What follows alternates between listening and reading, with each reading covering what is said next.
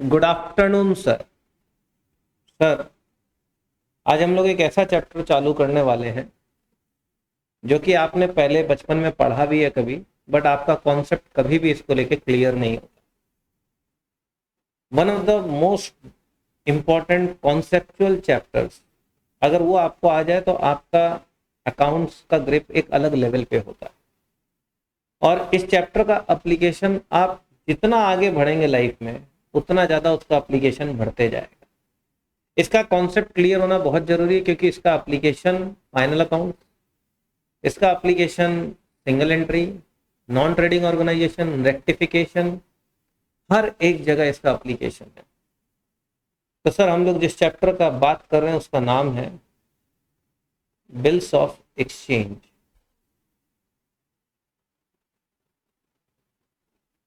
ना इसको थोड़ा ढंग से समझेंगे। बिल्स ऑफ एक्सचेंज, देखिए, हम आपसे थ्योरेटिकल बात नहीं करेंगे। अभी थ्योरी के लिए हम एक अलग क्लास अपलोड करेंगे। I will definitely make a video for the theory part.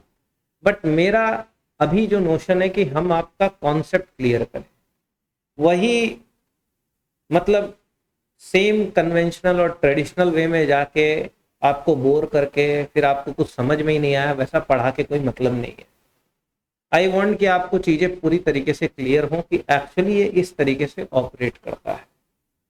जब हम लोग बिल्स ऑफ एक्सचेंज चैप्टर का बात करते हैं तो ये ध्यान रखिए, bills of exchange, bill of exchange is basically A negotiable instrument. थोड़ा तो थ्योरी बोलना पड़ता है, इसलिए बोलेंगे। ये एक नेगोशिएबल इंस्ट्रूमेंट है, बेसिकली इन राइटिंग। इसके चलते one person gets the right to receive the money and the other person is under an obligation to pay the money. मतलब ये एक नेगोशिएबल इंस्ट्रूमेंट का मतलब क्या हुआ कि एक रिटन इंस्ट्रूमेंट है, रिटन है, जिससे जिस इंस्ट्रूमेंट से basically one party gets the right to receive the amount mentioned on the instrument, and the other party is under an obligation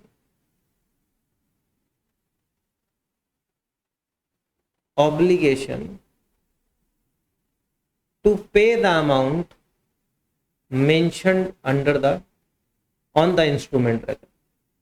एक बंदे को राइट मिलता है कि वो रिसीव करेगा, और दूसरे बंदे का लाइबिलिटी बनता है, ऑब्लिगेशन बनता है कि वो उसका पेमेंट करेगा। This is what a negotiable instrument is all about. Negotiable instrument में प्रोमिसरी नोट, बिल्स और चेक्स कवर होते हैं। बेसिकली ये तीन टाइप के इंस्ट्रूमेंट्स कवर होते हैं। कौन कौन से सर? प्रोमिसरी नोट, सेक्शन 4 में आता है ये, of negotiable instrument act 1881।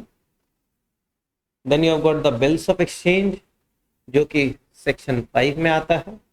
And then you have got the basically cheque, जो कि सेक्शन 6 में आता है of the negotiable instrument act. हम लोगों का पूरा चीज सर बेसिकली इसके ऊपर रहेगा। प्रोमिसरी नोट भी कभी कभी पूछता है, वर्ड यूज करता है प्रोमिसरी नोट, लेकिन उसको हम लोग बिल्स से ही कर देते हैं ना। जब हम लोग बिल्स का बात करते हैं, अभी बस आप बात सुनेंगे, आप ये नहीं सोचेंगे, आप ये नहीं दिमाग लगाएंगे कि आपको क्या आता है, आप ये दिमाग लगाएंगे कि आप क्या सीख सकते हैं। That is very important for you people. जब बिल्स का बात आता है तो बिल्स दो टाइप के होते हैं। एक होता है बिल्स रिसीवेबल, चीज को ढंग से समझे। एक होता है बिल्स पेएबल। नाम से ही पता चलता है कि बिल्स रिसीवेबल का मतलब the person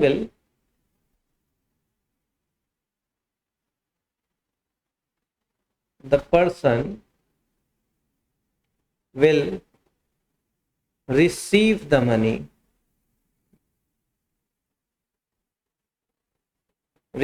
money who holds it.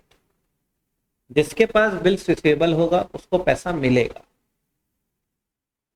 And यहां पे क्या होगा सर,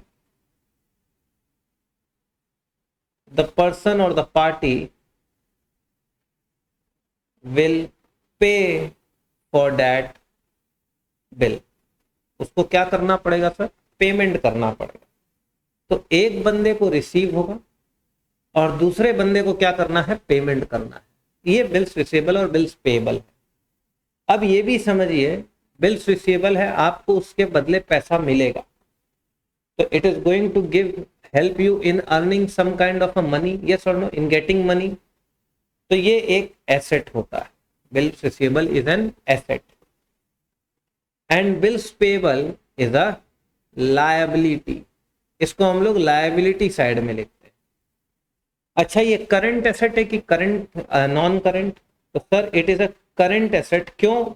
क्योंकि सर ये 12 महीने के अंदर में ही इसका मैच्योरिटी हो जाता है। बिल्स मैक्सिमम 3, 4, 6 महीने के लिए ही बनते हैं, शॉर्ट पीरियड के लिए।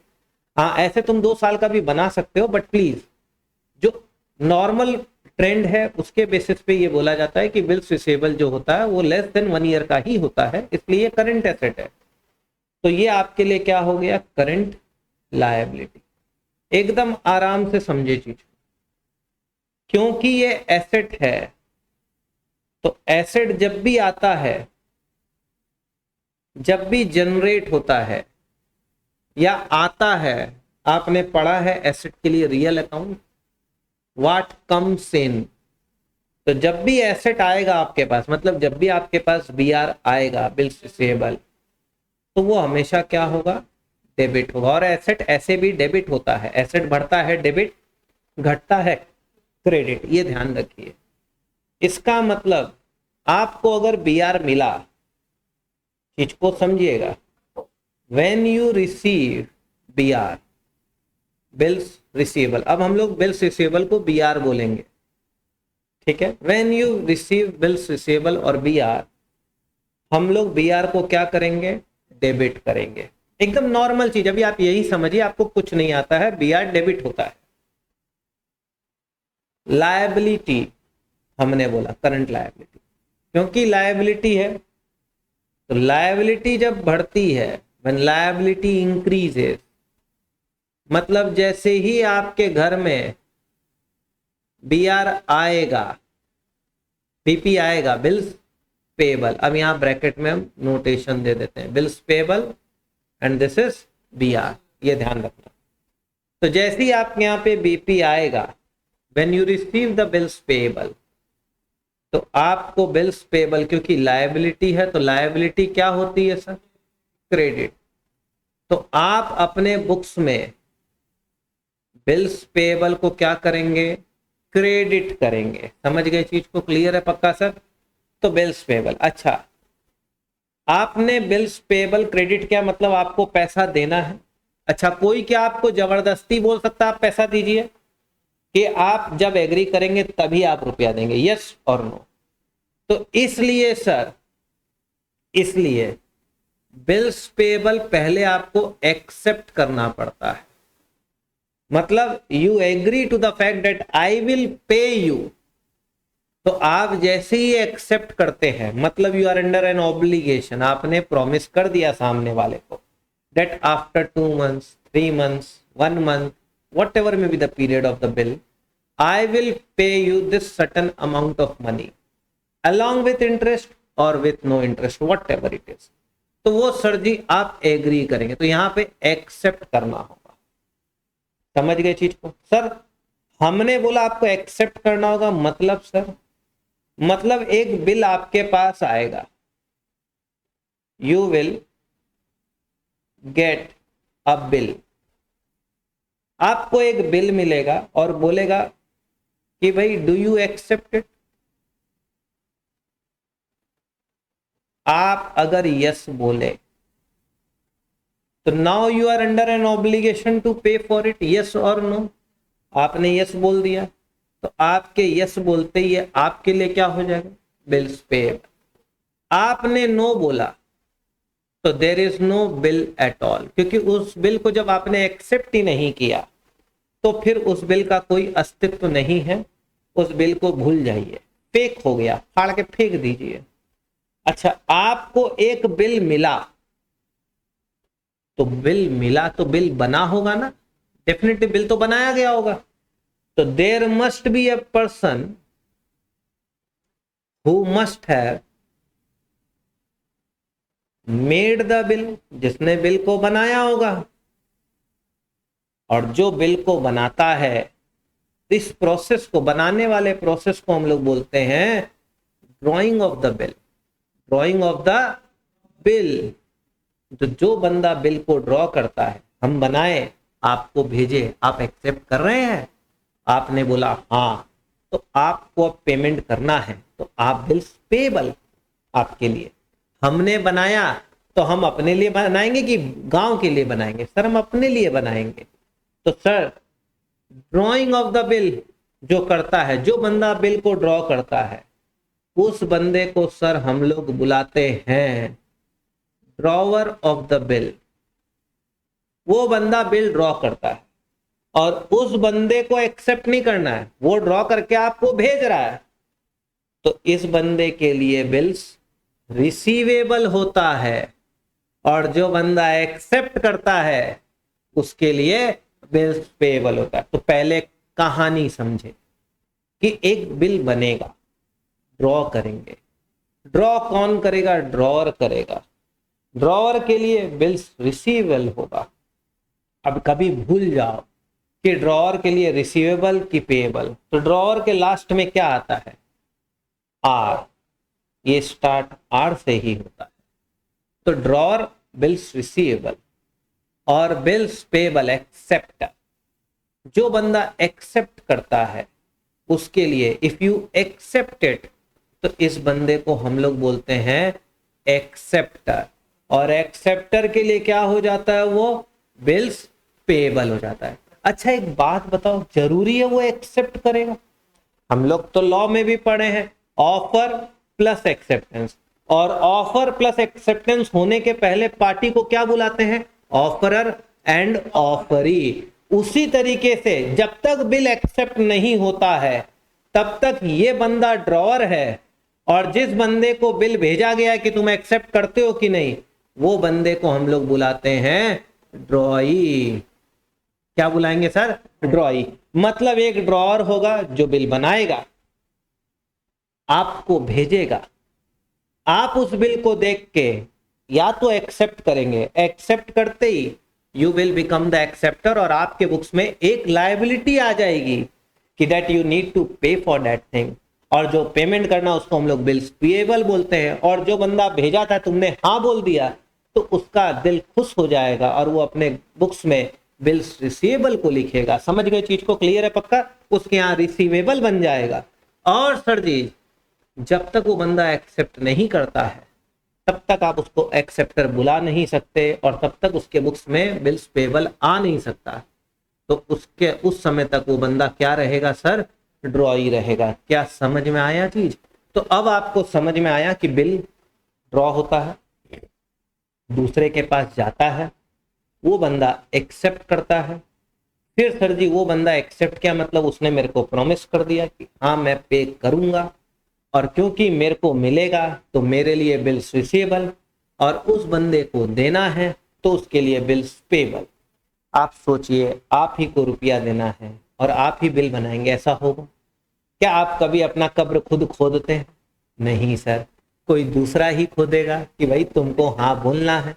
तो वही वाला चीज है, ड्रॉ वही करेगा जिसको पैसा चाहिए, एक्सेप्ट वही करेगा जिसको देना है। खुद जाने वाला आदमी कब्र नहीं खोदेगा।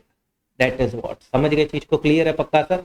तो अब अपने को ये समझ में आया कि बिल ड्रॉ होती है, बिल सामने वाले के पास जाती है, एक्सेप्ट होती है। अब हमने तुमको बोला कि वो बंदा बोला कि भाई हम एक्सेप्ट करेंगे, बिल एक्सेप्ट करते हैं, हम पेमेंट करेंगे।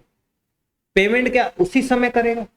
अगर सर वो उसी समय पेमेंट कर रहा है तो बिल का दरकार क्या? चुपचाप आ और हमसे पैसा लेके चला जा। That is what. ये उस समय नहीं कर रहा है, ये बोल रहा है कि हम 3 महीना, 2 महीना बाद, 5 महीना बाद, 6 महीना बाद पे करेंगे। इसीलिए तो हम लोग उसको करंट एसेट, करंट लायबिलिटी बोलते हुए डिफाइन किए थे ना, कि time period less than 12 months होता है बेसिकली, तो उस सिचुएशन में वो current liability and current assets का हो जाता है काम। अब वही चीज समझिए यहां पे भी, ये बंदा जब एक्सेप्ट कर रहा है तो ये यही बोल रहा है ना कि हम 3 महीने बाद देंगे।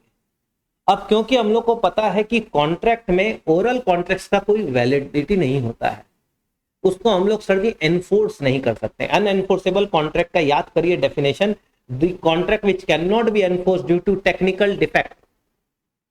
एग्जाम्पल था एब्सेंस इन राइटिंग। तो अब अगर हम किसी के पास जाके बोलेंगे और भाई तू हमको पैसा दे देगा, और तू हमको बोला हाँ हम 5 महीना बाद दे देंगे, और हम आ गए सुन के खुश हो गए, 5 महीने बाद गए हम बोले तुम बोला था, वो बोल देगा हम नहीं बोले थे, क्या प्रूफ है? कोई प्रूफ नहीं है।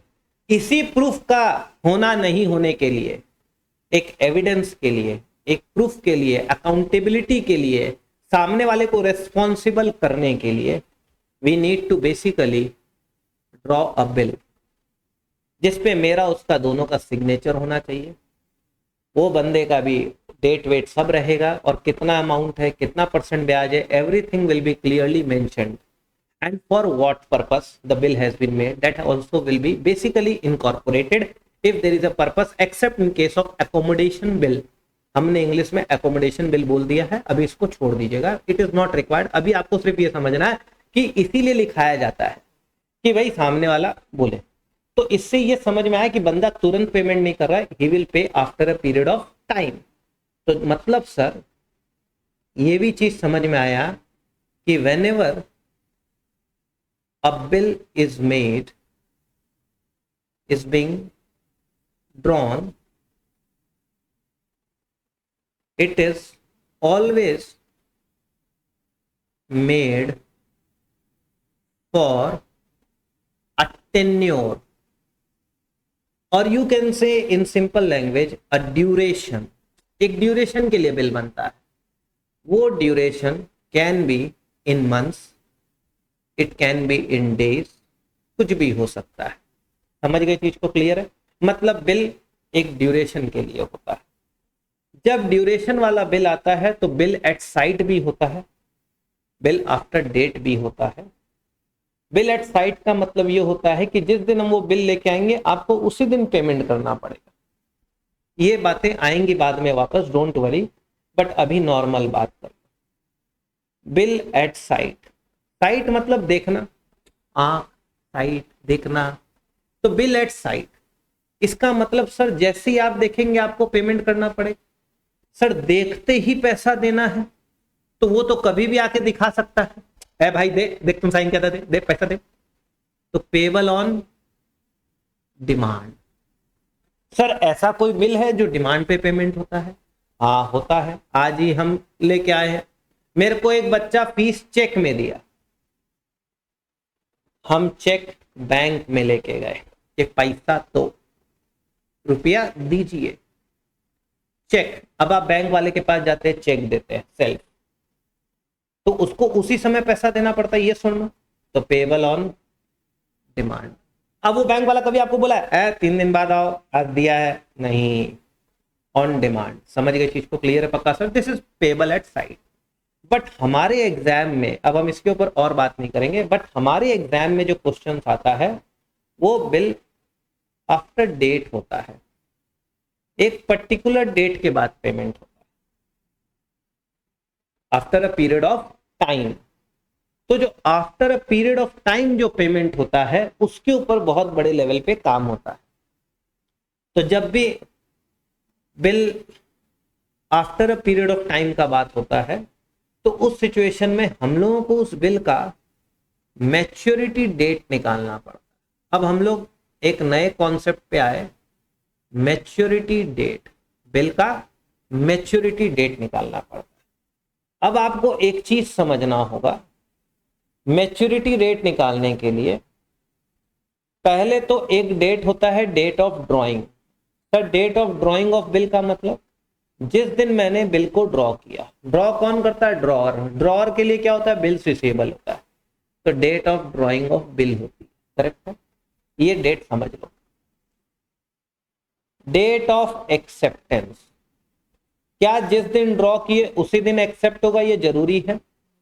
कि बाद में भी हो सकता है, बाद में भी हो सकता है, तो ये भी समझ लो। तो ये चीज याद रखना। और एक चीज और याद रखना, पीरियड ऑफ ग्रेस, जिस दिन आपका बिल का पीरियड खत्म हुआ, 3 महीने का बिल है या 1 महीने का बिल है, तो सर जी आप उसी दिन पहुंच गए, सामने वाले क्या सर दे पैसा, इट माइट बी कि उसको ध्यान नहीं रहा, तो इसलिए ग्रेस पीरियड रहता है 3 डेज का। ये फिक्स है, क्वेश्चन पूछ सकता है कि कितना दिन का ग्रेस पीरियड होता है। ये एट साइट में नो ग्रेस पीरियड, यहां कोई ग्रेस पीरियड नहीं होता। ग्रेस पीरियड किस में होता है सर जी? इन सब में होता है, नॉर्मल में, समझ गए। अगर कभी भी बोल दे बिल एट साइट है तो सिचुएशन में ये प्रॉब्लम है। पीरियड ऑफ ग्रेस कितना सर? 3 डेज। अब जब बिल ड्रॉ होता है तो मैच्योरिटी डेट निकालने के लिए 2 टाइप का चीज होता है, बिल आफ्टर डेट या बिल आफ्टर साइट होता है।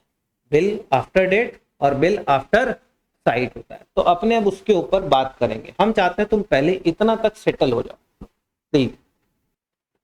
नो सर, मैच्योरिटी डेट को एक चीज और बुलाते हैं, ये भी ध्यान रखना, ड्यू डेट। इसको क्या बुलाते हैं sir? Due date of the bill, कि किस दिन बिल ड्यू हो जाएगा।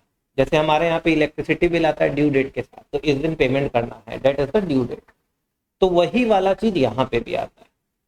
तो बिल को जब ड्रॉ किया जाता है, तो बिल को जब ड्रॉ किया जाता है तो उसके साथ रहता है either bill is drawn as after date और आफ्टर साइट। नाउ चीज को एक चीज समझ लेना, अभी हम लोग बिल एट साइट का बात किए थे, bill at sight and bill after sight, this two are two different things. At sight का मतलब होता है पेमेंट तुरंत कर, और ये जो पार्ट है दूसरा वाला part, it is basically after a specified period, after a specified period. और वो जो पीरियड है वो मंथ में, डेज में, कुछ भी हो सकता है। अब यहाँ पे सर बिल जब ड्रॉ हुआ तो 2 टाइप से होता है मैच्योरिटी निकालने का तरीका। एक, bill is drawn after date and bill is drawn after sight. Sums में अगर कभी कुछ नहीं बोले कि आफ्टर डेट है कि आफ्टर साइट, तो आप हमेशा बिल आफ्टर डेट लेके सॉल्व करेंगे। मैच्योरिटी डेट किसके बेसिस पे निकालेंगे? After date. Sir after date का मतलब क्या हुआ? आफ्टर डेट का मतलब it means the maturity date, the maturity date or the due date of the bill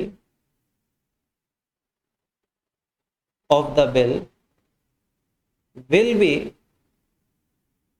computed from the date of drawing of the bill।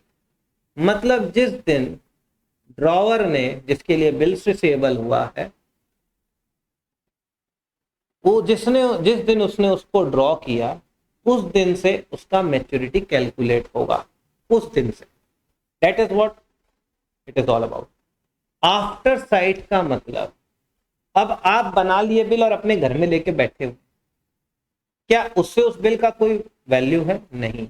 आपको सामने वाले को भेजना होगा, वो देखेगा, पढ़ेगा और वो हाँ बोलेगा, तब जाके वो बिल का वैल्यू आएगा, it will come into existence. Till then it is just a piece of paper, yes और नो।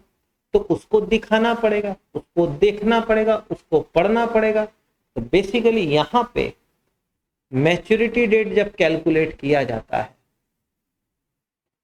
तो it will start from date of acceptance. अच्छा, एक्सेप्टेंस कौन करेगा? एक्सेप्टर करेगा। एक्सेप्टर कौन होता है सर? एक्सेप्टर जब तक एक्सेप्ट नहीं करता है तब तक वो ड्रॉई होता है, यस और no. Till that time he will be treated as a drawee, nothing else. अच्छा, it will start from date of acceptance.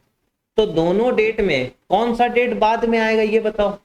Sir ji definitely पहले बिल बनेगा ड्रॉ, तो फर्स्ट डेट यही होती है, ये बाद में आती है, later on it is being presented to the acceptor. तो यहाँ पे कैलकुलेशन उस दिन से होता है। तो जब सम्स में बोले A draws a bill after sight, तब आप सर इसको लेंगे। ए ड्रॉज अ बिल, सिर्फ यही बोले तो आप हमेशा इसको लेके चलेंगे। A draws a bill after date, तो भी आप इसको लेके चलेंगे। ये ध्यान रखना, समझ गए चीज को? क्लियर है पक्का सर? ये ध्यान रख के काम करिएगा। अच्छा, आपने बोला इतना सारा चीज की इस तरीके से कैलकुलेट करना है, तो सर ये भी याद रखिएगा कि हमेशा जो ड्यू डेट आएगी टेन्योर को ऐड करने के बाद, उसमें आपको ऐड करना होगा 3 डेज ग्रेस पीरियड। ये 3 डेज ग्रेस पीरियड ऐड करने के बाद ही ये ड्यू डेट बताता है। ये ऐड करने के बाद ही ड्यू डेट आती है। और ये ड्यू डेट अगर कोई पब्लिक हॉलिडे को पड़ जाए, पब्लिक हॉलिडे मतलब सर 2 अक्टूबर गांधी जयंती आने वाला है, अगर पब्लिक हॉलिडे के दिन सर जी अगर ड्यू डेट है, तो the bill will mature on the preceding date. समझ गए? पी से पब्लिक, पी से प्रीसीडिंग, पी से पहले वाला, कैसे भी करके याद रख लो। समझ गए? और यही अगर सर जी अगर सडन स्ट्राइक, मतलब ये पहले से डिसाइडेड है क्या? नहीं। यहां ध्यान रखना, एग्जाम्पल में 2 अक्टूबर, 26 जनवरी रिपब्लिक डे, 15 अगस्त सर जी क्या है? Independence day. इसको छोड़ के अगर हम बोल दे कि ये डेट पब्लिक हॉलीडे है, तो वहां पे गुस्सा मत हो जाना, ना ये नहीं है, हम नहीं मानेंगे। अरे भैया, जब बोल दे पब्लिक हॉलीडे, वो एग्जाम के बेसिस पे तुमसे पूछ रहा है, तो तुमको क्या दिक्कत है? तो अपने ईगो पे नहीं लेना है ना। सर नहीं बताए थे, सर तो 26 जनवरी लिखे थे। अरे क्या हो गया 26 जनवरी लिखे थे? हम तुमको ये भी बता रहे हैं कि अगर सम बोल दे ये दिन पब्लिक हॉलीडे है और तुम्हारा उस दिन मैच्योरिटी डेट आ जाए, तो तुम क्या करोगे? उसके पहले वाले दिन को बिल का ड्यू डेट बनाओगे। ये ध्यान रखना। तुम वहां ये ज्ञान मत लगाना ना ये तो 2 अक्टूबर नहीं है, ये 26 जनवरी नहीं है, ये 15 अगस्त नहीं है, बोल दिया मान लो। समझ गए चीज को? सडन स्ट्राइक, आपातकाल, सर जी भारत बंद, इस तरीके का चीज हो जाए, कुछ ऐसा हो जाए सिचुएशन, तब उस सिचुएशन में क्या करेंगे? Then the bill will mature on the succeeding day, क्योंकि वो आपको पता नहीं था, तो उसके बाद वाले दिन होगा। बाद वाले दिन, सपोज करो ड्यू डेट, डीडी का मतलब due date, date of drawing नहीं, ड्यू डेट सर जी आया 17 अगस्त 2021, और बाद में पता चला इस दिन स्ट्राइक है, तो इस सिचुएशन में the due date will be 18 August 2021। S से स्ट्राइक, एस से सडन, और वो बाद वाला हो जाएगा। समझ गए चीज को? क्लियर है पक्का सर? कोई दिक्कत इसके अंदर में? दिस इज ड्यू डेट और मैच्योरिटी का कॉन्सेप्ट। नो, लेकिन सिर्फ बोल देने से नहीं होता, कुछ एग्जाम्पल्स लेने चाहिए। तो चलिए, हम लोग अभी जो एग्जाम्पल ले रहे हैं वो डेट ऑफ ड्रॉइंग का है। हम चाहते हैं तुम चीजों को समझो। A bill is drawn on 1 January 2021, ठीक है? ये ध्यान रखना। फॉर पहला केस 2 मंथ्स, दूसरा case 3 months, third case 30 days, fourth case 45 days, fifth case ई 60 डेज एज्यूम करो। और बोल रहा है calculate the due date of the bill. Correct? अब चीज को समझना ढंग से। पहला, डेट ऑफ ड्राइंग से ही काम हो रहा है क्योंकि एक्सेप्टेंस का डेट भी नहीं है, तो आपको इसी को लेके चलना।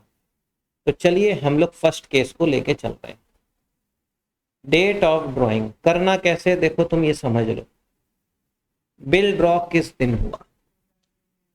1121, 11/2021। इसमें ऐड करना है टेन्योर। अब चीज को समझो, this is day, this is month and this is year, correct है? कितने महीने के लिए? 2 मंथ्स, तो मंथ में 2 लिखो। ऐड करना है टेन्योर, तो ये 1, ये 3, ये 2021, करेक्ट है? अब ऐड पीरियड ऑफ ग्रेस। ढंग से देखिएगा चीज को, कितना दिन? 3 डेज। तो डे वाले कॉलम में 3 लिखे हैं, तो 3 + 1 कितना हो गया? 4 मार्च 2021। Any problem with this? ये हमारा ड्यू डेट हो गया बिल का। अब अगर 4 मार्च सडन स्ट्राइक है तो 5 मार्च को होगा, और 4 मार्च पब्लिक हॉलीडे है तो 3 मार्च को होगा। That is a different thing. Second case, again date of drawing. Drawing तो सेम ही है, वो तो लिख ही सकते हैं। 1/1/2021। कितने महीने का सर? 3 मंथ। तो सर 3 मंथ्स है, चीज को देखिए। अब आप बड़े हो गए, एड टेन्योर। कितना मंथ? 3 मंथ। और कितना दिन ग्रेस का होगा? तो यहाँ ग्रेस भी लिख देते हैं, ठीक है, एक ही बार में ऐड करते हैं। तो 3 + 1 4, 4/2021। This is your due date. लेकिन तुम हमेशा पहले मंथ जोड़ना फिर ग्रेस को जोड़ना, प्लीज सर, बेटर रहेगा तुम्हारे लिए, क्योंकि इसमें मिस्टेक होने का चांस रहता है। हमने ये करके दिखा दिया, हम आगे नहीं करेंगे, डोंट वरी।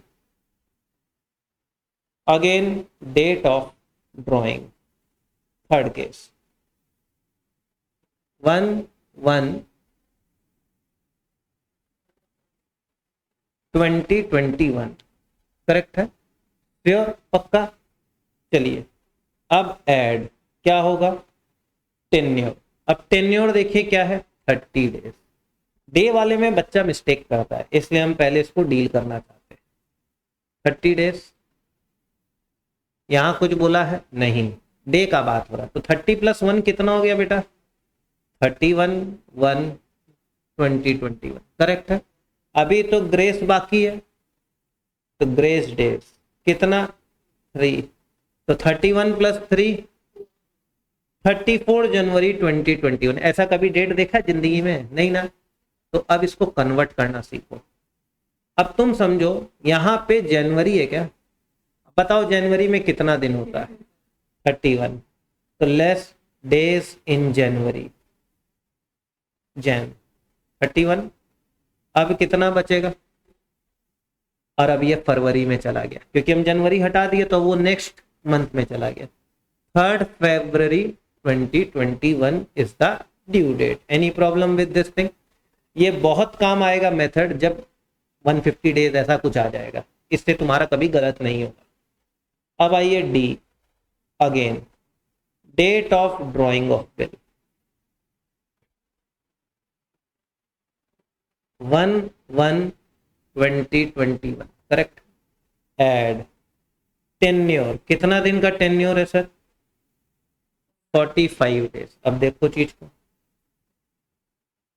45 + 1 46 जैन 21। अभी इसमें और क्या ऐड होगा? ग्रेस डेज, करेक्ट है? कितना?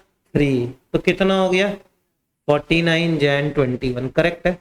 अब जनवरी में 49 जनवरी कभी होता नहीं है, तो सर जी पहले अब लेस करो, डेज इन जनवरी कितना दिन? 31। तो हटाइए, कितना बचेगा? 18 Feb 20। क्या 18 फरवरी होता है? हाँ होता है, तो it will be your due date. क्या आप समझ में आया? चीज क्लियर है? नेक्स्ट आइए, लास्ट, इससे ज्यादा क्लियर होगा लास्ट वाले से।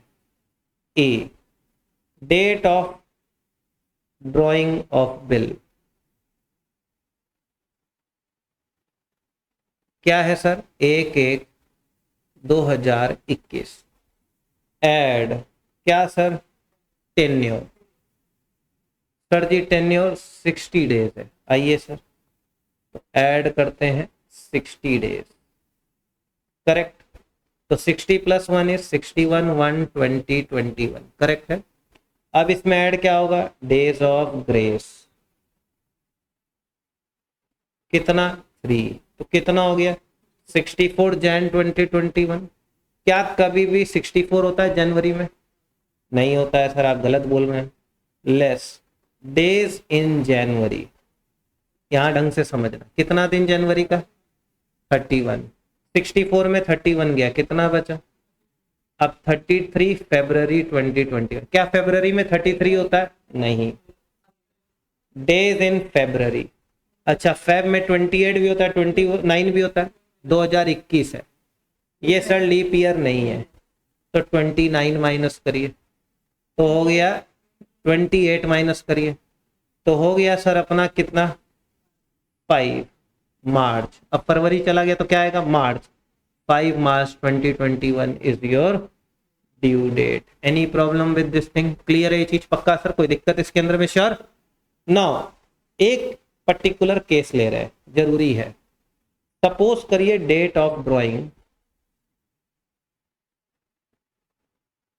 31 जैन 2021 है और टेन्योर आपका 1 मंथ है। कितना है? 1 मंथ। तो 1 महीने का बिल है, मतलब सर जी क्या 31 फैब हो सकता है? पहले ये बताइए। 31 फैब तो नहीं हो सकता सर। अब क्या करें? यहां एक चीज याद रखना, टेन्योर मंथ में है, 1 मंथ बोला है।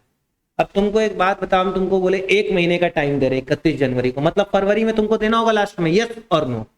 तो ये डेट 31 फैब नहीं होके 28 फैब 2021 हो जाएगा। Last day of the next month. Basically बोलने का मतलब ये है, समझ गए चीज को? तो यहां पे इसको हम एक और चीज कर सकते हैं। यहां पे देखो, अगर ये 31 मार्च होता 2021, एज्यूम करो 1 महीना बोलते तो 31 अप्रैल होता। क्या अप्रैल में 31 डे होता है? नहीं।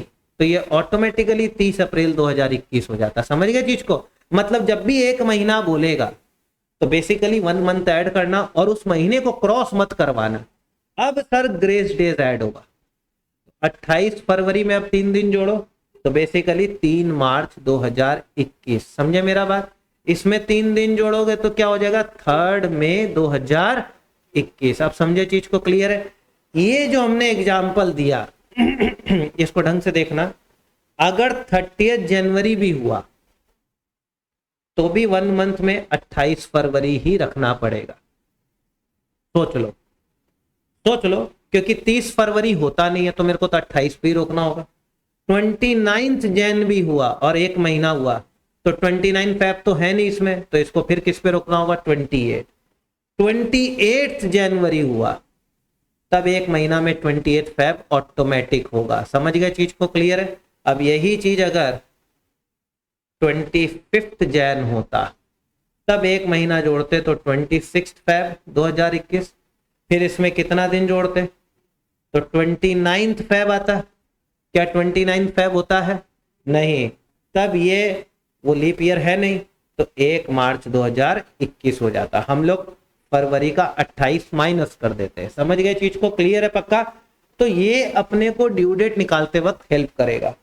ये पूरा चीज हमने किसके बेसिस पे किया? Date of drawing. अगर सम्स में आफ्टर साइड दे तो डेट ऑफ एक्सेप्टेंस लिख देना यहाँ पे और उसके बेसिस पे फिर आगे बढ़ जाना। क्या चीज क्लियर रहेगा? पक्का सर? यहाँ हमारे हिसाब से आपको क्लियर हो गया होगा कि कैसे मैच्योरिटी डेट निकालना है, क्योंकि मैच्योरिटी डेट निकाले बगैर आप जर्नल सीखेंगे कैसे फिर आगे? डिस्काउंटिंग और जो टर्म्स आने वाले समय में आने वाले आपके लिए, वो समझने के लिए पहले आपको ये सारा चीज तो पता करना होगा। हम आपको पार्टी सिखाएं, हम आपको याद करवाएं, इससे बेटर क्या है कि हम आपको पहले ये समझाएं कि ऑपरेट कैसे हो रहा है। पहले चीजों का कॉन्सेप्ट लो, फिर जिससे क्या है कि जब अपने अगले क्लास में आए तो फिर बिल क्यों आता है, आखिर बिल का जनरेशन क्यों हुआ, बिल किस लिए आया, वो बिल आया तो उसके पहले की एंट्री क्या थी। हम लोग हमेशा पढ़ते हैं क्या है, बिल जब ड्रॉ होता है तो पहली entry direct. Sir bill draw का पहला एंट्री सीखेंगे तो पहले ये तो बताइए बिल आया क्यों, जबरदस्ती आ गया? उसके आने का एक रीजन है, वो रीजन समझना, उस रीजन के बेसिस पे फिर बिल आता है। और कल को अगर वो बिल डिसऑनर होता है उसके बाद या उसका पेमेंट होता है तो क्या इंपैक्ट आती है बुक्स ऑफ अकाउंट्स के ऊपर, ये सारा चीज आपको मेरे से सीखना है और मेरे को आपको सिखाने का कोशिश करना है, डेट इज वॉट। तो हम लोग इन सब चीजों के ऊपर बात करेंगे। मेरे को लगता है अभी तक आपको चीजें बहुत अच्छे से क्लियर हो चुकी होंगी, व्हाट आई थिंक, जैसे कि अगले क्लासेस में जब हम लोग बात करें तो आपको अजीब नहीं लगेगा। Please do check once please. No sir, बच्चों का डिमांड है कि कुछ पब्लिक हॉलीडे वाला भी एग्जाम दे देते तो बेटर रहता। एज्यूम कर लीजिए डेट ऑफ ड्राइंग, एक एग्जांपल ले रहे हैं, date of drawing of bill is 16 June 2021, ठीक है, टेन्योर 3 months, और साथ में आपको लिख के दिया है 19 July is a public holiday, is a public holiday, आपको ऐसे दिया है और बोला है calculate the due date of the bill, calculate the due date of the bill, आपको ऐसा बोला गया है। तो सर अपने जब इस तरीके का एग्जाम्पल देखेंगे तो चलिए अपने करते हैं सॉल्यूशन। सबसे पहले क्या लिखेंगे, डेट ऑफ ड्राइंग, बिल का ड्राइंग का डेट क्या है सर, 16th